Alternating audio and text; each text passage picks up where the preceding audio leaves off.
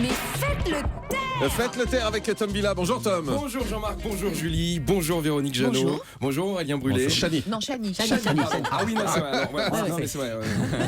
Chani qui veut dire gibbon en thaï.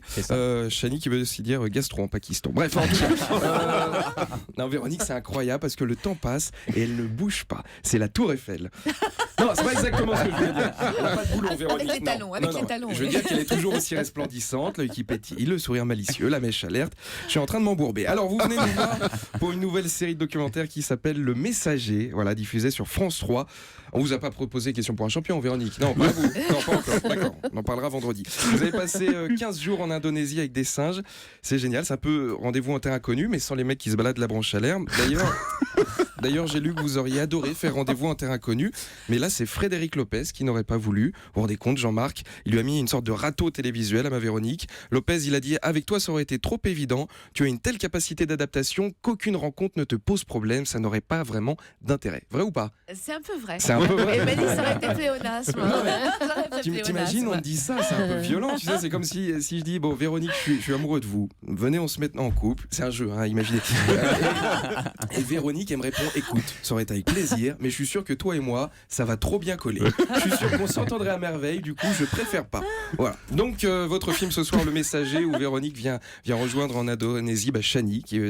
Et Chani, vous êtes fan de gibbon, alors quand vous étiez adolescent, vous alliez les observer aux zoos près de chez vous. Vous passiez tous vos mercredis, vos week-ends et vos vacances à les observer pour essayer de les comprendre. De cette passion est né un livre et un crédit à la banque. Bah oui, mais 200 jours par an aux zoos pendant 10 piges, ça coûte cher. Alors, le gibbon, c'est un anthropoïde. C'est ça, je ne me trompe pas.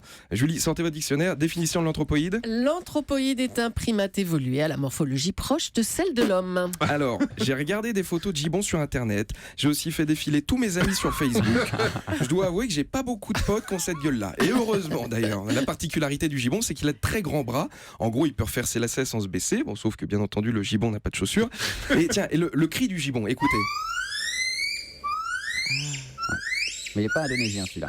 Et il n'est pas indonésien. Il n'est pas indonésien celui-là. Non. Il vient d'où? Dommage. Il vient de Vietnam. C'est beau, tu vois. Non, mais c'est beau. Non, mais faites très attention. Ils ont des cris différents. Vous avez quand même un Rien qu'avec grand le chant, vous spécialiste. connaissez l'espèce, le sexe, l'âge, Et le alors nom de là l'individu. Là, c'est certainement un mâle Ouais. et il vient du Vietnam. Chapeau. Voilà. C'est incroyable. impressionnant, mais Ah oui, en non, tout mais cas, c'est c'est joli ce cri. C'est entre je trouve le colibri et David Guetta. En tout cas, vivement ce soir pour vous regarder, Véronique, avec les gibbons. J'ai juste peur de la suite parce que c'est une collection.